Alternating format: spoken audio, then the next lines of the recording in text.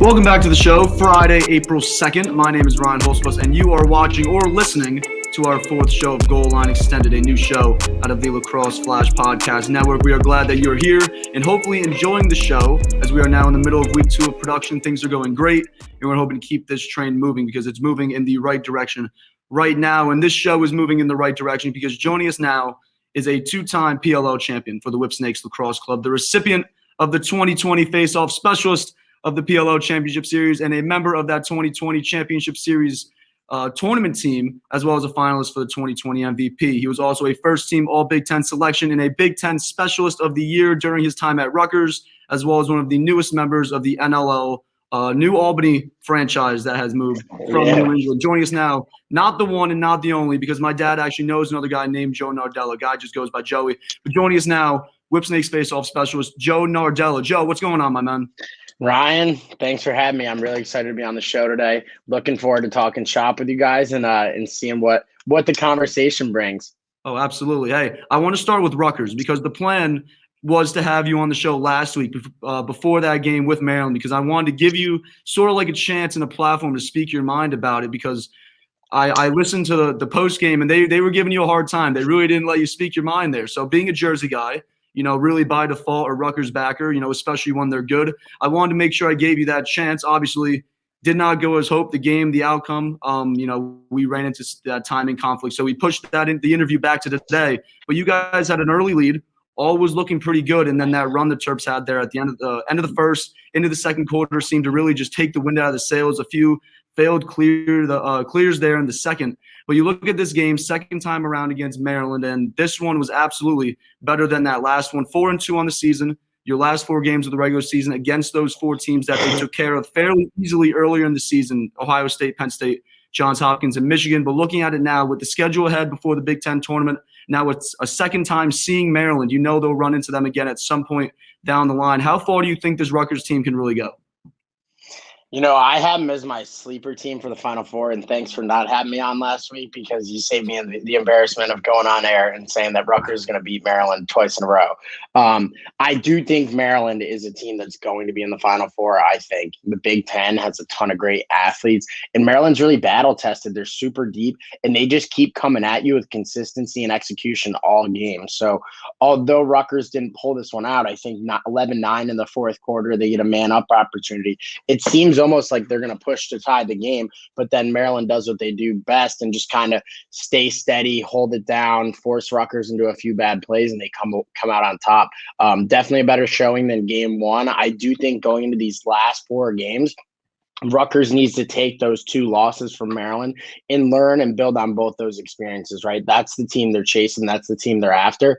But you can't get complacent with any of these 4 teams, because as we've seen the Big Ten do in this first half, everybody's beating themselves up or beating each other up, really. Rutgers almost lost to Penn State. That was a tie game in the fourth quarter. Johns Hopkins as well, tie game going into the fourth quarter. None of these games should be taken lightly. I think Ohio State's been much better than they played on the day they played Rutgers, and Michigan beat Penn State, who looked the best they've looked all season last weekend. So none of these games are going to be easy. And I think if Rutgers wants to make the NCAA tournament and kind of make that run and be that sleeper Final Four team, myself, all my former teammates, the rest of Rutgers alumni base hopes they can be, they need to win at least 3 out of these 4 games. I think if they drop 1 or 2, they're in trouble for missing an at-large bid yet again, because the field is going to be so tight this year. Absolutely. And we talk about really the schedule for the Big Ten teams. They're all playing each other right now. It's pretty much a Big Ten tournament for the entire season. And then obviously once we get into May, we're going to have that Big Ten tournament. But yeah, you're going to be seeing Maryland again. You're probably going to be seeing Ohio State again. If you're the number 2 team, you're going to be seeing either Penn State or Johns Hopkins, Michigan. Yeah. You'll see one of them again, and obviously you'll see them here in the regular season. We know that Connor Kirst, what he brings to the table, being regarded right now as one of the top midfielders in this year's college class. You think about the rest of the team. Who's a guy that you could see thrive in the PLL, whether it be the short and field, the shot clock, the faceoff rules, a guy on Rutgers that you see as a guy that could play well on this stage other than Connor Kirst? I think, both their other attackmen, Adam Charlambides and Kieran Mullins, are like great veteran players, super slick lefties that can play really anywhere you ask them to.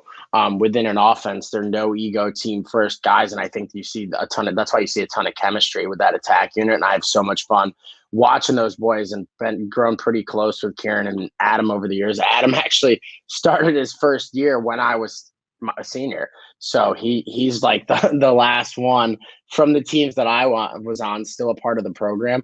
I think outside of those two, I look at a guy like Garrett Bullitt, who's kind of been an anchor on their defense for 4 years now. Like he could be a sleeper play in pro lacrosse, and similar to guys like Kyle Pless and Michael Rexroad who have played, and Rexroad just got drafted to play on Atlas this summer. Like he's one of those guys who plays with an edge, is super disciplined in everything he does, and I really like his game a lot. The 2021 college lacrosse season rolling along. Rutgers, despite that second loss to Maryland, staying up there at the top and should be able to remain there as we near conference tournaments and the NCAA championship. Again, that Big Ten schedule going to be a factor, as you're saying. They got to get these games. They cannot drop one or two of them, at the most one. But we want to make sure, we want to hope that they can get all four of these. Let's talk about the NLL briefly. As I said earlier, you are now a member of the new Albany franchise for the NLL after relocating from New England. As an upstate New York guy yourself, how excited are you to be playing for that hometown team? That's a dream for a lot of kids growing up, me being one of them. And it's looking like in a few months you'll be living out that dream. How excited are you about that? And yeah, I think, you and I were talking before the show. It's the first time since high school I'm going to play home games in the state of New York, which is pretty cool. And it's only 2.5 hours from where I grew up. So hoping to get a ton of hometown support here and there. When we get to play in Albany, I'm super excited about the opportunity. It's not much further of a drive for me from Boston. It's about an extra 40 minutes past where Mohegan Sun was. So not too big of a change up. Excited for a little bit of a new adventure and change of scenery. And I think Albany's going to be really good to us, being that we're going to be the only professional sports team in town. Oh yeah, hopefully a lot of engagement there around the sport, around the franchise. Certainly, when I used to coach college lacrosse at Harvard, we played a Wednesday night game at Albany with like 3,500 fans, and I was like, holy shit, this is like the craziest weeknight game I've seen in a long time.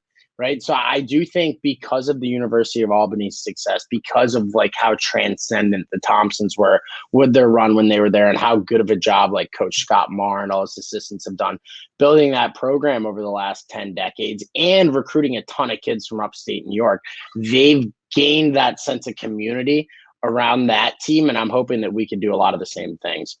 Absolutely. Just creating that huge fan base around the sport. That's what we're trying to do, trying to grow the game, trying to get it in front of more eyeballs. And that's how, just in general, we bring the game and we grow the game, bring forward. Yeah. The 2020 season, PLL season, was not what really any of us expected it to be. Obviously, probably looking at it at this point last year. But what a lot of people did expect going into it was that you guys, the Whipsnakes, were probably going to keep dominating there in year two. And you did just that. Didn't lose a game in the entire tournament. And you guys haven't lost in over a year and a half. That's even more mind-blowing to say out loud than to just think about. But you're now a two-time PLL champion. Last year had fans. This one didn't. You played really well in 2019, a finalist for that face-off specialist of the year. But you absolutely dominated this past summer in Utah. Of those two championships, which one was sweeter, and what's the plan right now to get back there? Coach Stagnita doing a pretty stellar job thus far here in the draft and the waiver wire. What's the plan to get this team back to championship weekend? Yeah, Coach Staggs is not only my guy, he's everybody's guy. Everybody entrusts in him, Coach Murphy and Coach Grady's decisions. We think they've done a great job addressing some of the needs we lost to retirement. Fortunately, 14 guys is a lot to let our team keep protected. So we feel like we're still in pretty good shape with a relatively young core of guys who aren't, rookies, first or second year guys. We have a young core of guys who are veterans and grown ass men closing out games. And I think that's why we do a good job. Just the maturity, the understanding of roles is all there. And that's comes from our coaching staff down. But I think, in terms of which championship was a little sweeter, it's tough to the second one was awesome. It's more fresh in my mind. Like we had to battle through this worldwide pandemic, couldn't see people while we were training so that we didn't test positive or screw our team over or lose our roster spot. So there was a ton of challenges involved with that. And we came back from being down in that game to win. So the championship game, it was kind of very different from year one. But I would say like you have to go with year one. It's the inaugural year of the PLL. There's 10,000 people in Philadelphia cheering. The freaking crowd was roaring the whole game. We blow a huge lead. They take the lead. We come back. We win in overtime. And we got to celebrate out in Philly. Like, they're much better at that. Hey, we're hoping that for this summer that will all be back, that we'll be packing stadiums and packing bars after you guys win the championship. That is the hope here as we go into That's right. You better be there when we win. Oh, yeah.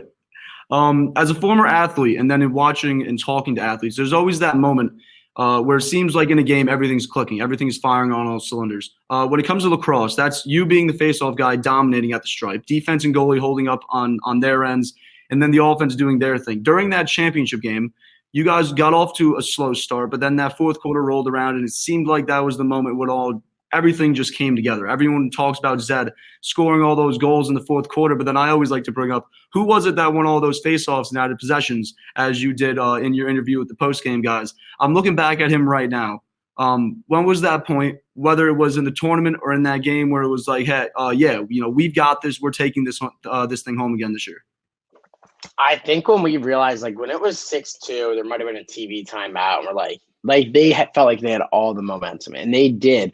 But we're like, it's only 4 goals. Like, it's not that much, and we still have some time left in the third quarter. Let's close this quarter out strong, try to get a little bit closer, and we'll make a push in the fourth. And that's exactly what we did, because they were rolling. They're a pretty efficient team on offense, and when Blaze is seeing the ball well, like, they're a difficult team to score on as well on that defensive end. And I think we kind of got a good bounce, and then Brad Smith was able to make a play from behind to kind of close out the third quarter, get us within 3.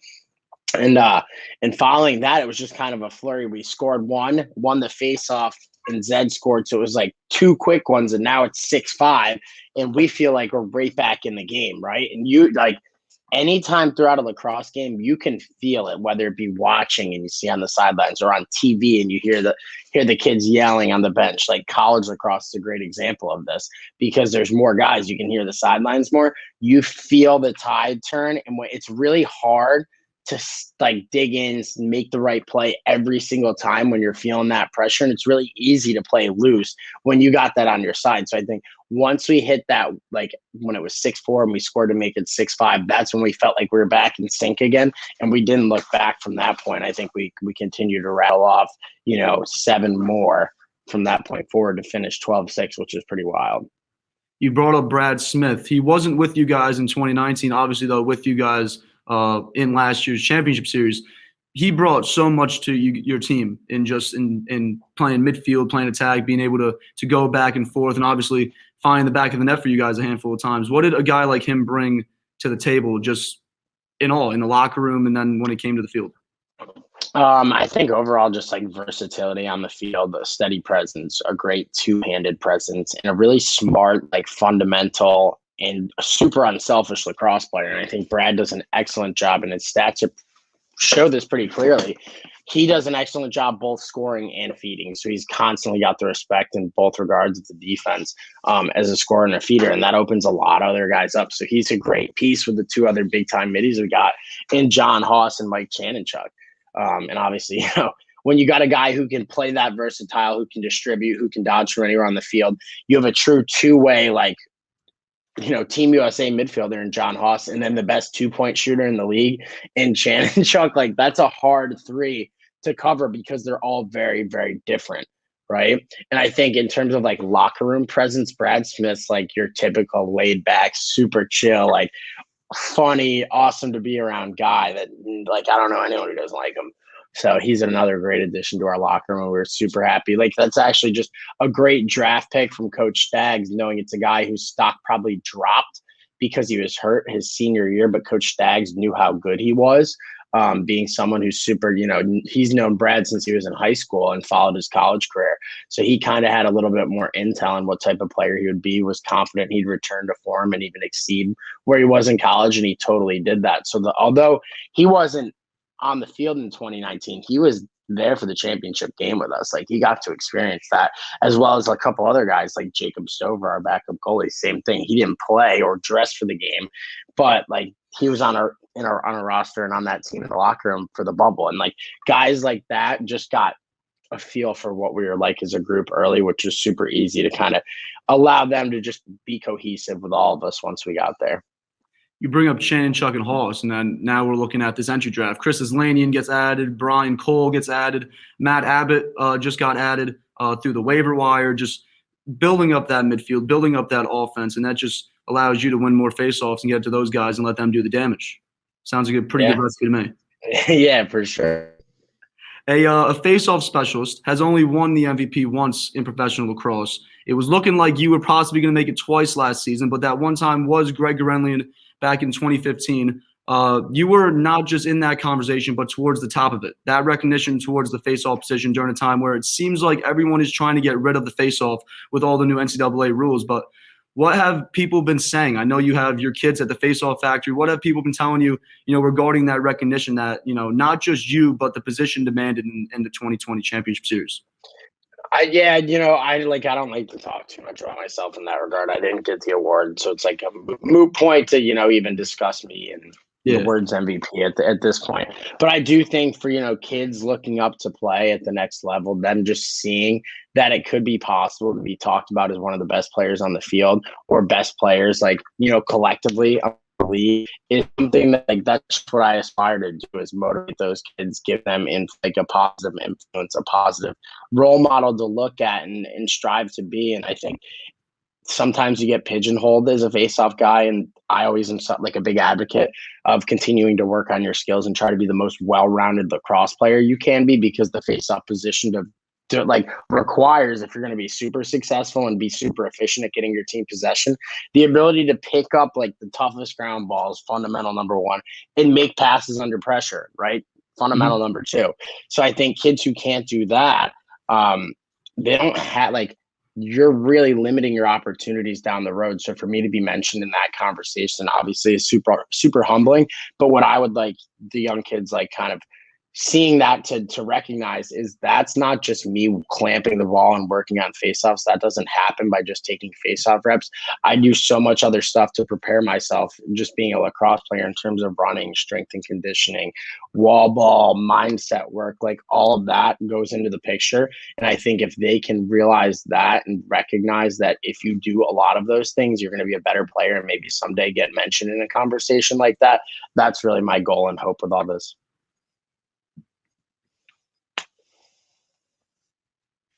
You've gone head to head with some of the best specialists in the world. We know, we now see a few guys joining the league from the MLO. We've definitely seen, we'll definitely see a few more here over the next couple of weeks. A pretty stellar class is coming in through the college draft. Out of all that, PLO, the new guys through the MLO, and then the new talent through the college draft. Who are we not talking about enough when it comes to the talent at the faceoff position? So there's two guys that I'm definitely not looking forward to going against. Number one, Max Adler. He got picked up by the Chaos in round one. I think hands down, best guy that's coming over from the MLL, Kevin Reisman, being right up there as well. We actually picked him up today, which I'm super excited about. And, for training camp, him and I are buddies. We're going to get to work together, both get better and push each other and see where it goes in terms of this season. But as far as Max goes, he's an absolute animal. Him and I have, almost fist fought while we practice and train together. And then off the field, he's one of the nicest kids, my best friends. So he has that same kind of edge to the way he thinks and the way he does things. So I'm really excited to see him make a statement in the league this year. I think it's long overdue. And I can't wait to watch him play, except when it's against me. So hopefully if he wants to take a couple games off, or I know he had some dehydration issues in the ML last year. If he wants to pick a game not to hydrate for, he can save it for the Whipsnakes. But for everyone else, I'm excited to watch him kick some ass. And then another kid that I train with, and I think he's awesome, but everybody talks about him, is TD. Huge reason why I did well last summer is both him and Max. I was lucky enough, Max was working remote, so he's able to come to Boston and work. Him and I would get after it, or I would drive down to Connecticut. It's only about an hour and a half, and we would get to train all the time. And then when I was home with my parents in upstate New York, TD's right in Rochester, so only an hour and a half away. So we traded turns, playing home games and practicing. And I think he's going to be, a star from day one. I'd be shocked if those two weren't in the top 3 to 5 face-off percentage-wise, without a doubt. My bold assumption would be that both of them are going to be in the top 3. With your name there in that top 3 as well. We'll see. Yeah, no, we talk a lot about TD, and obviously probably being a top pick in this college draft. I'm making the case that there's 3 teams right now that need a face-off guy, and they should be calling up the 2 teams that are at 2 and 3 that don't need a face-off guy, trying to make sure that they can secure TD. But that's just me speaking. So where do you think he goes?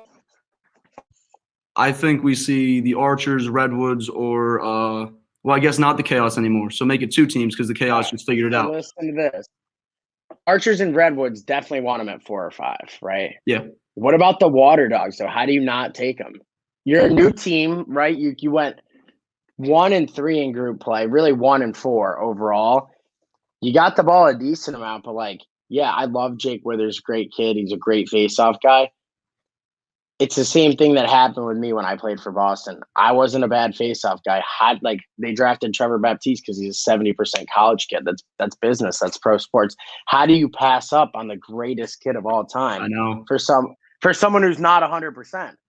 Unless you're going 100%, TD Ierlan has to be in the conversation for the draft. My team included, right? Yeah, no, absolutely. Straight up. Absolutely. I think the Water Dogs, I know we've been talking a lot about the Water Dogs, and we like the situation with Jake Withers, and then we're thinking they're definitely trying to go after one of those attackmen because if this is an attack-heavy draft, obviously, as we've been seeing here through the college lacrosse season, my take, I think the Archers or the Redwoods, I don't know if the Redwoods have the capital, though, to do that, but I think the Archers make a move. I'm saying to 2 or 3. They trade up. Yeah, you're right, because they have a little bit more wiggle room, less activity on the trade wire. I mean, if the Archers get him, they are super scary. That's been their problem. Not that, I think Stephen Kelly's great, and he's been consistently over 50%. I don't think, if you look at them going with the 2-man rotation last year, if you look at career percentages, Kelly's better. He should have taken every face-off, in my opinion. But, it's just tough. It's all these teams in the NFL take that franchise quarterback no matter what. Because that's what you should do, probably, right? You don't pass up on a once-in-a-generation player. I mean, the Cardinals took Josh Rosen. The Bears went after Mitch a little too early.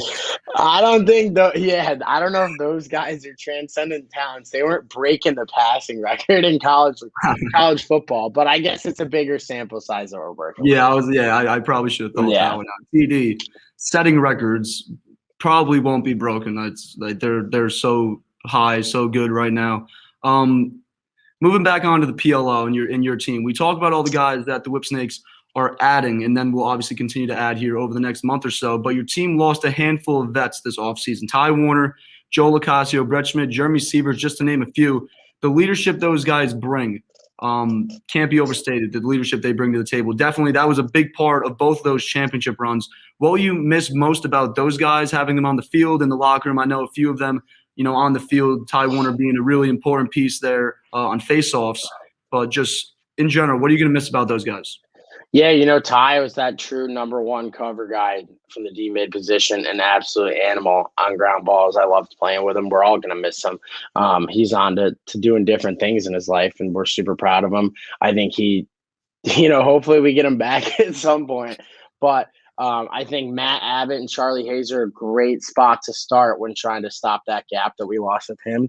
Joe Lacasio is an unbelievable locker room guy and great, well-rounded complementary midfielder to those other 3 I talked about. Joe could be a first-line midi on a lot of teams the way he shoots the ball, but I think he kind of has swallowed his ego from being an attack midfield, versatile guy in college to being a dodge and move the ball midi because he draws slides. And we didn't get to see as much of his outside shooting, but he had some big goals for us. He's always getting on the board in sneaky ways. He's a really smart, smooth lacrosse player. He's my roommate, so I'm going to miss him the most. But I'm going to go out on a limb and say that he might not be officially retired for good. Oh, we'll see. Yeah, Matt Rambo's. That's Matt Rambo's right there on Goal Line Extended, everybody. That's breaking news on Goal Line Extended. Joe Lacasio might not be retiring here. Yeah, and who knows? Matt Rambo's been in his ear. He misses us, so I think he's thinking about it, honestly. Insider, breaking news.